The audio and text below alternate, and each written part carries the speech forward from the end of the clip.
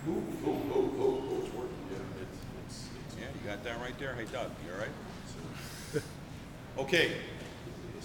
Well, ready to roll? The media ready to roll here? You have your handouts and so forth?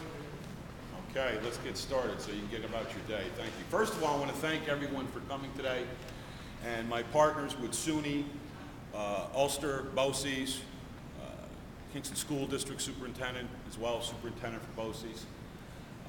I have also here, too, I'm very pleased, the representative from Bard College, with our partnership with Bard College. Other elected officials, Elliot Auerbach, I'd like to thank you for coming. I know we have representatives, too, from Mike Hines' office, County Executive, Bob Sudlow, thank you. All the business people who showed here today along the Midtown corridor, Kevin O'Connor, too, from RUPCO, thank you for coming. Members of the clergy here, Reverend Childs, thank you as well. And the other business leaders in our community, thank you very much. And the employees and department heads, thank you also for taking time to attend today. I'm not paying you for it, I'm just joking.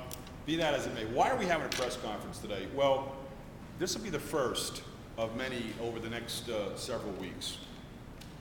We were fortunate enough to be selected for a feature piece in the Legislative Gazette, the paper that's published for the New York State Legislature. I'm very proud because in the feature, which you have access to over there, is a copy of it. It's very well done. It's a narrative about Kingston's economic development, cultural tourism, and quality of life initiatives. And essentially what I did also is supplement that with a map which will show the locations of each initiative, okay, that's being proposed. And we're very excited about it. So today, as I stated, is the first of many press conferences going forward, which will outline essentially what you have made available today in that feature piece. You'll see many initiatives we've been working on since last year and those going forward. So I'm very excited about it. What's different, though, in Midtown today in the last year and a half? Well, this is what I see. I see businesses moving in. There's more retail occupancy.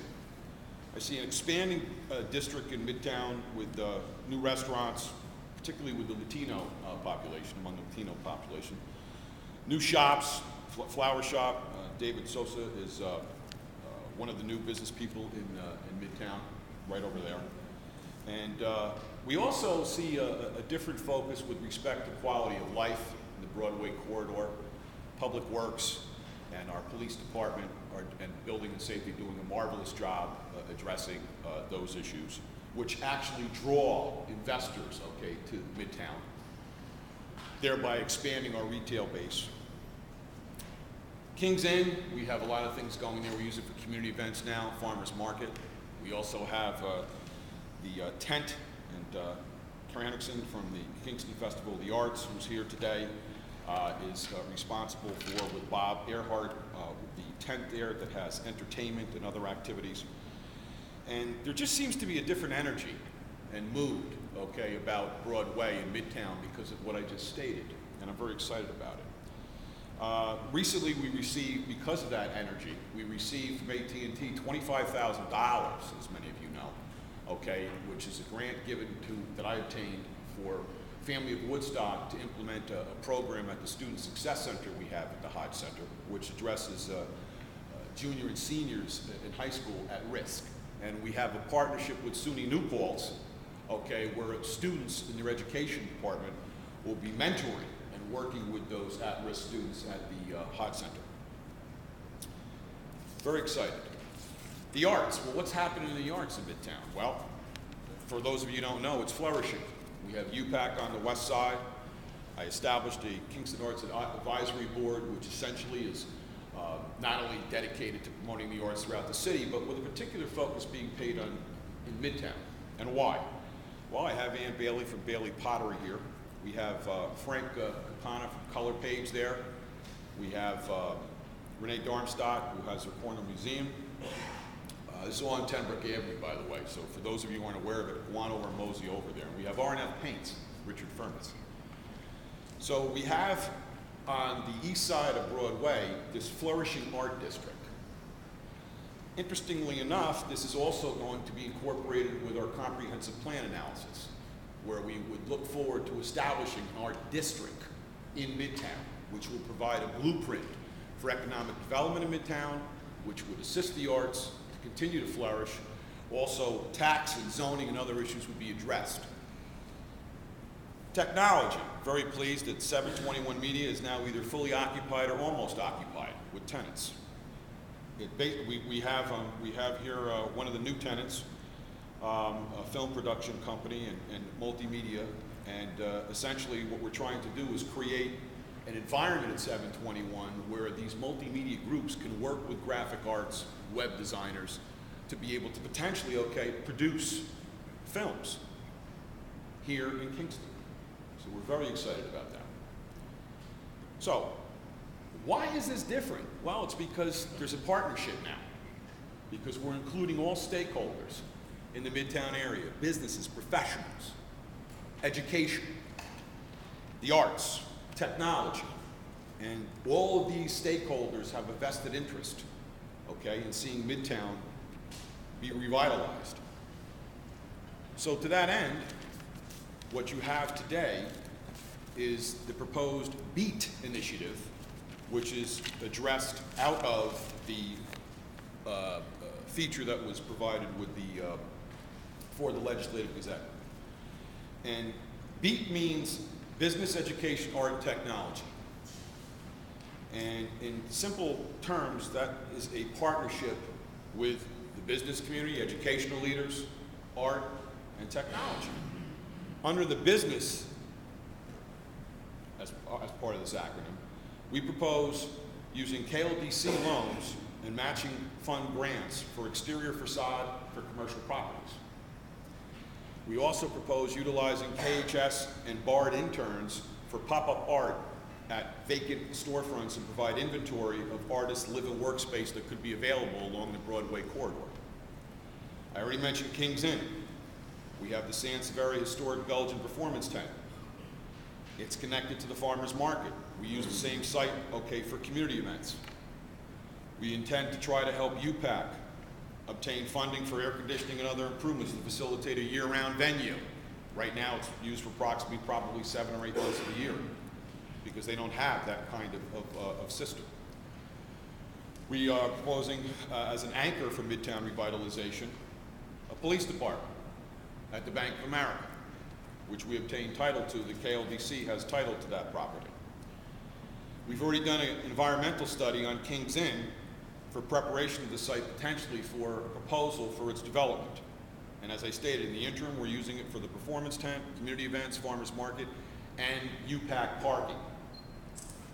We intend to address and assist all businesses in the Broadway corridor for quality of life issues and to ensure public safety, to establish a draw for investment. And Chief Tinty and the department deserve praise for their community policing efforts. We have bike patrols, foot patrols. We've reassigned personnel to the Broadway corridor, all without any additional tax dollars being spent. We intend to seek federal, state, and private funding for streetscape improvements. We intend also to hire a code enforcement officer dedicated specifically to the Midtown corridor. With regard to education, which is the other letter of the acronym BEAT, I propose that there be an education, medical technology, or engineering campus for the Kingston Hospital campus, next door right over there.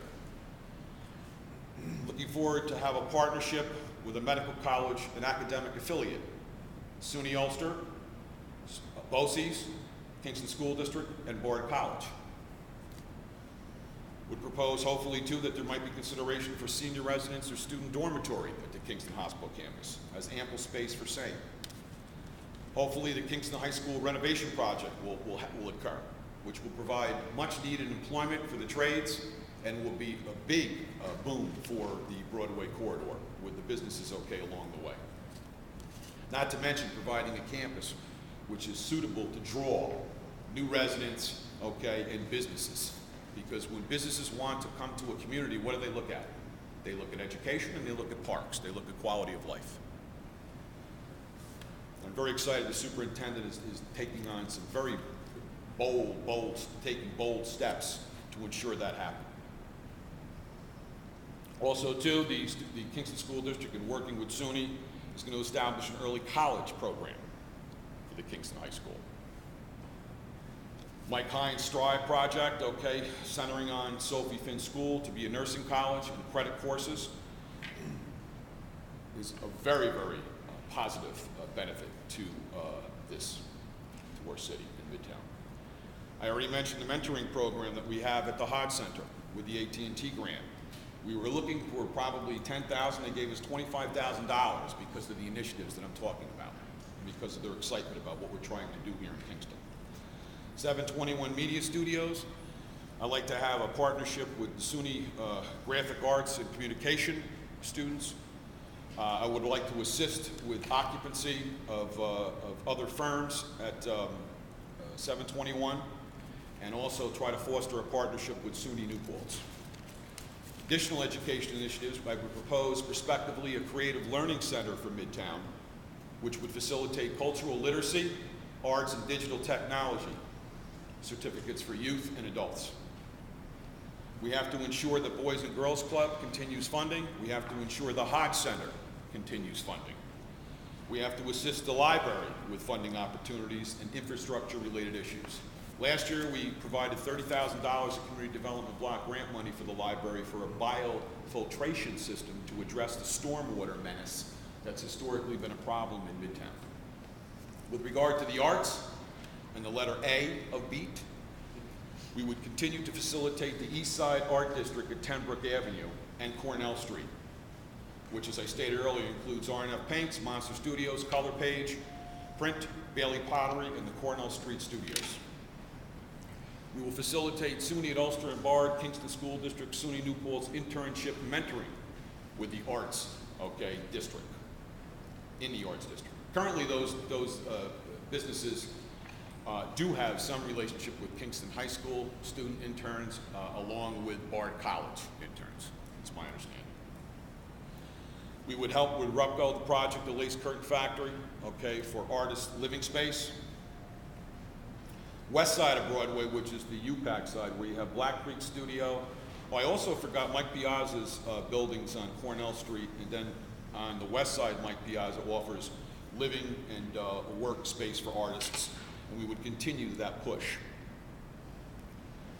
We would assist UPAC, as I stated earlier, to improve for a year-round venue. We would also assist the development of the TransArt Black Cultural Center on Henry Street, which is a project that's been on hold, unfortunately, for several years because of lack of funding and other issues. I discussed earlier, we would like to place pop-up art in the windows of vacant commercial properties to provide an aesthetic draw in the Midtown area. I indicated earlier, too, we will do an inventory of artists' living workspace along Broadway, which is all part of the comprehensive plan with respect to zoning and other issues that would facilitate artists moving into the Broadway corridor. I stated we're going to incorporate the art district in Midtown with the comprehensive plan, which would establish an art district going forward for the entire Midtown area. South Manor Avenue, which is part of Mike Hines' Strive program, is currently up on the market, and that could be a possible site for a creative learning center or a cultural museum. Which, by the way, I forgot to add, Bard College, Dr. Botstein was very helpful and has assisted the city on two fronts. He's provided a curator free of charge, coordinating the Ask Biennial Sculptor exhibit, which is currently going to happen, I think, in it's July it kicks off, where we have 18 exhibits. And also, too, Dr. Botstein was kind enough to have a curator be assigned with our Kingston Arts Advisory Board members to determine whether or not Kingston could have a cultural museum or art museum here in the city. Technology, T of BEAT, continue to assist and draw multimedia and digital technology tenants at 721. As I stated 2 years ago, Henry and Jeremy Ellenbogen at 721 were struggling with tenants. They were losing tenants. They're at the point now where they're either fully occupied or pretty close to it. Congressman Gibson was kind enough also to move into that site. Very pleased that he did that, true to his word. We would also like to assist the multimedia professionals, as I stated earlier, where we can have a partnership with other web design software developers here in Kingston, be it Dragon or Evolving Media, to assist these film producers with their projects, and also try to have them connect to the SUNY at Ulster County Community College campus there, their graphic arts program. We'll try to develop the Broadway corridor to facilitate manufacturing opportunities for 3D printers and other efforts for locations and partnerships with digital technology. We're in the process of creating a digital roadmap for Kingston through a partnership with all media software developers in the city. And as I stated, we really want to establish intern programs with SUNY, BOCES, KHS, and Bard College with regard to technological initiatives. What I also am going to do today is just outline quickly a proposal for an academic affiliate for the Kingston Hospital. I will put this in writing and make a request for the Health Alliance Board to present this proposal, okay, hopefully at its next board meeting.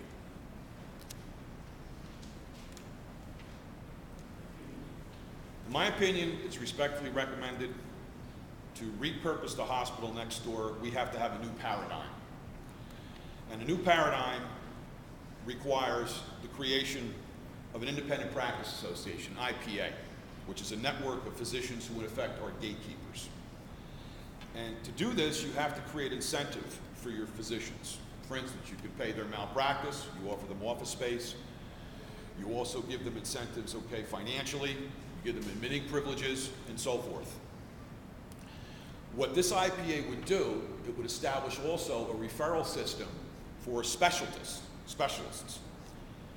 We will actually be able to utilize to its capacity the ambulatory surgical unit next door on Foxhall Avenue, which is now underutilized.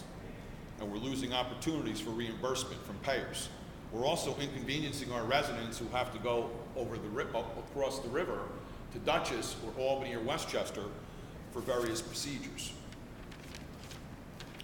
An academic affiliate would provide quality care, continuing medical education, a peer review and policy procedure review board, which means better care, more efficiency, resulting in potential savings with regard to health care. Specialty referral, as noted. This is all the IPA, and this concept would give leverage for a higher rate of reimbursement from all payers. It would also establish residency programs. Some of you may remember when we were kids, we had quite an outstanding family practice residency program here in the county. It also would foster new medical procedures and technology. In effect, it will establish the city as a medical destination regionally. So I can look forward, and I know there's representatives from the Health Alliance here today, and I will put this in writing and present this proposal for the board's consideration, and I'd like the opportunity to be able to present it in person to the board. Because quite frankly, people, if we don't move, and I know that the Health Alliance is close with the state with respect to the issue of funding to transfer services from Kingston Hospital to Benedictine, we're missing opportunities.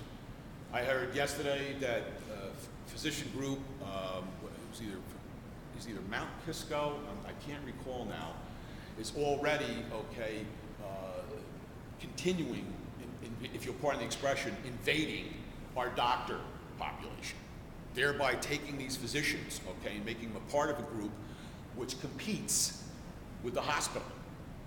And it also drains patients. It also affects our ability to get reimbursement. So it's imperative that the Health Alliance take into account, with all due respect, that we're missing opportunities and we're allowing outside physician groups from outside this county to penetrate our healthcare market, thereby, okay, draining our doctor base and causing our population to be without these physicians, and also causing our population to have to go to other areas for their medical services. So as you can see, it's a bold initiative, the BEAT. You heard what the elements are. You have them in writing. I provided a map, and as you can see on the map, each destination, each site for the proposed initiative. And the last point with respect to the medical college proposal, okay, again, it's respectfully submitted. We have to get going on it soon. We're missing opportunity, and that's not good for the city. So with that in mind, any questions that you would have with respect to why you're here, what you heard, what we want to do going forward? Sir, James. How much does the city plan or like to invest in this and when? The investment, okay, for this initiative will be from federal, state funds, private foundation, corporate foundation, other private sector funding. Let's face it, federal and state funding is limited. It's your point expression, drying up for very long. That's why it was very important that AT&T, the grant that we just received at the beginning, because AT&T Foundation, for instance, okay, they gave us $25,000 for the Hodge Center. They have $385 million in their foundation to invest in communities like Kingston. So essentially what we have to do, the Office of Economic Development, myself, and other elected officials, and our partners in the educational community who are here today, we need to think out of the box and to work together to obtain not only the federal and state funding to make this happen, but also to approach these private foundations and corporations who want to invest in communities like Kingston. Now, in the educational arena, think about this now. Here's what's very important about this BEAT initiative. In the city, you have right now 9% of the population who only have a 9th grade education. That's not good. You have 11% who have a high school diploma. You have less than 21% who have a college degree. You go in Midtown, it's worse. On the west side of Broadway, which is the UPAC side, you have 15 to 35% unemployment. You have a high rate of poverty. You have no access to education other than the high school. So it's very important that with the partnership we have with SUNY, BARD, and the campus that will be at Sophie Finn, and BOCES coming into the city, it provides access to these individuals for education, which could potentially will give them a path for their economic future. In other words, a job. And it's very important, too, we get a medical academic affiliate next door, because that will feed in to the partnership we have with SUNY, BOCES, BARD. So it's imperative that we think these ways in the answer to your question so that we have the capacity to obtain the funding, but we have to, and we have the statistics. That's why we have to invest in human capital, and particularly, okay, the effect it has on Midtown right now.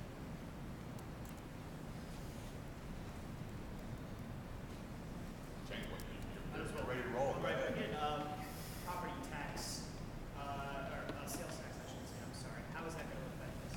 It's a good question. I don't know. I can tell you this. It's going to potentially, if it's not resolved, and soon, yesterday we directed the fire chief and the police chief to provide a layoff list of 20 plus employees in each department. We're looking at a very serious financial impact. Now, think this through. If we're going to be laying off and cutting personnel, that gets to your question. Quality of life. Because central to making this all work is addressing quality of life. Be it public safety, be it code enforcement, be it in any kind of area which would be a benefit to draw people and business to this community. So that could have a disastrous effect, not only on this initiative, but on everything the city wants to do going forward. I was speaking yesterday to someone from family, and they were telling me that a large percentage of their programs, particularly for residents in the city, will be adversely affected by this. And I know community action probably will be also affected. And that means that the people who need those services the most, particularly in the Midtown area, they may be very well without them.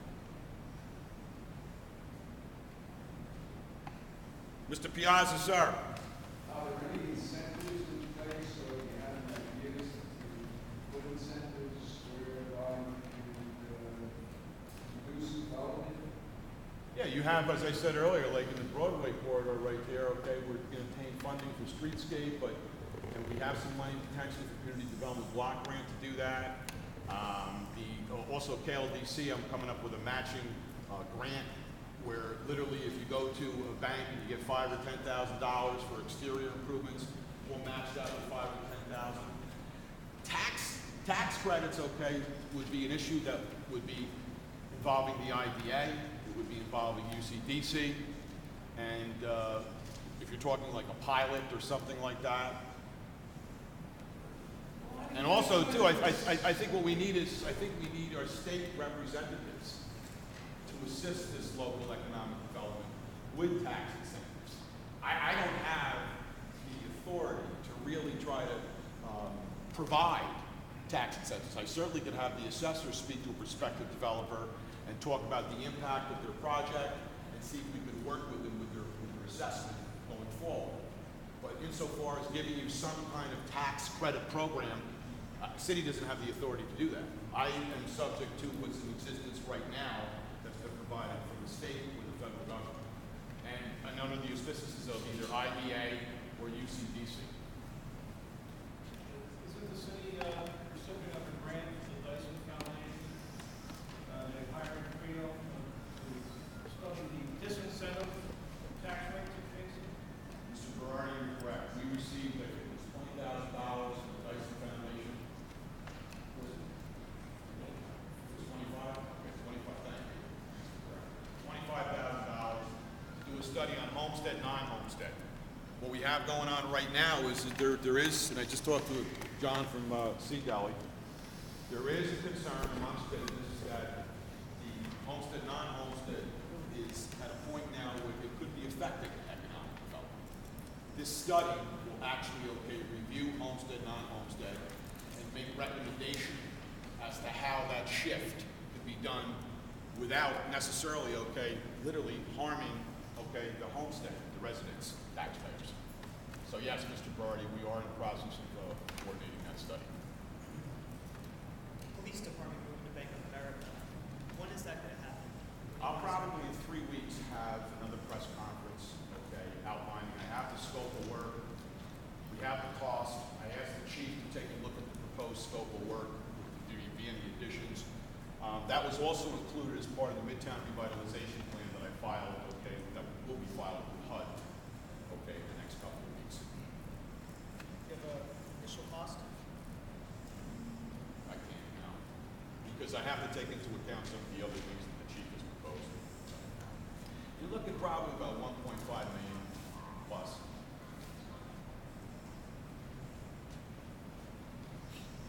Mr. Mayor, the funding for the police department move, does that come from city taxes, or is that? No, it's a good question. The funding for the police department would be derived from what are called 108 loans from HUD. And these are low interest loans, far lower in interest rate than you would get from a bank. And then you would pay it back from CDBG funds. So that would not necessarily, that wouldn't have any tax dollars. It wouldn't be an effect on the budget per se, and it wouldn't have an effect on the 2% property tax cap. And also too, keep in mind that we'll be seeking other federal and state funds. And also too, we'll be seeking private foundation money. And actually, I'm looking into whether or not I can get some donations from particular groups. But it will not have any impact on the budget, city budget. At this point, I think.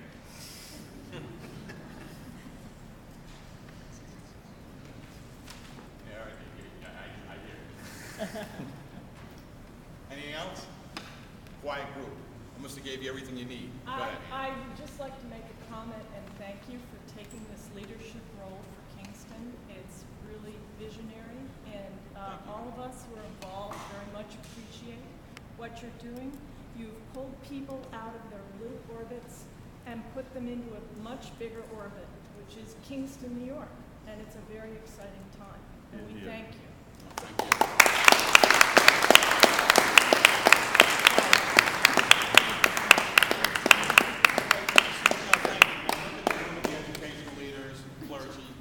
Government leaders, yourselves, the arts.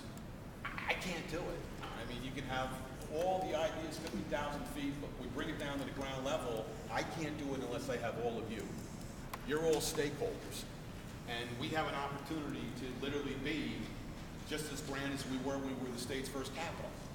I mean, we have an opportunity, okay, to do some great things here in the city. But I can't do it alone, particularly nowadays with what's going on, okay, in Washington, Albany, and here, you know, financially. So I really want to thank you for stepping up, for taking time out of your day to come here and to listen to me. But I'm here, and this is what it's all about. I couldn't be here to present this vision unless I listened. And when I was sworn in last January, I made a commitment, and I pledged to include all stakeholders, regardless of who you are, what you are, in a partnership. Because then we have the capacity to not only have this vision, but to see it, and to see it happen. So I want to thank you. Thank you very much. I just want to reiterate that a big reason that Kerry and I, along with him, came to Kingston was because of your very astute ability to navigate the city, to create opportunities for the arts, to understand how to take leadership, and to break down barriers between all the different districts and all the different parts of what makes a city tick and bring it together. And the colleagueship that you've created and fostered by all of your advisory groups, whether it's downtown, midtown, uptown, arts council, beat council, technology, all of it is really instrumental in pulling together a city that people will want to come to as a destination, where great things are inspired to happen. So we appreciate you.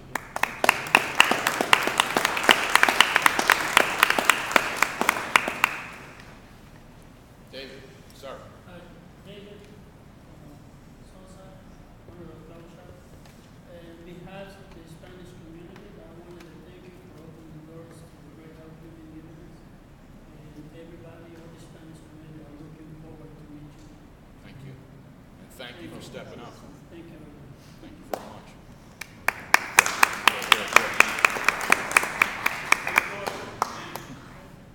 I'd just like to tag on to what a few people have already said, and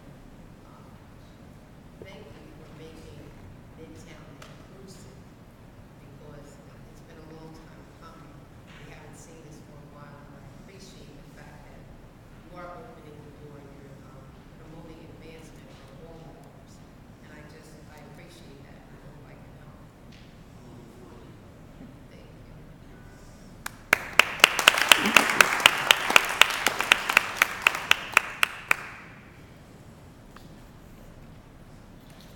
Boy, is it hot in here? Is it? Yes, it is.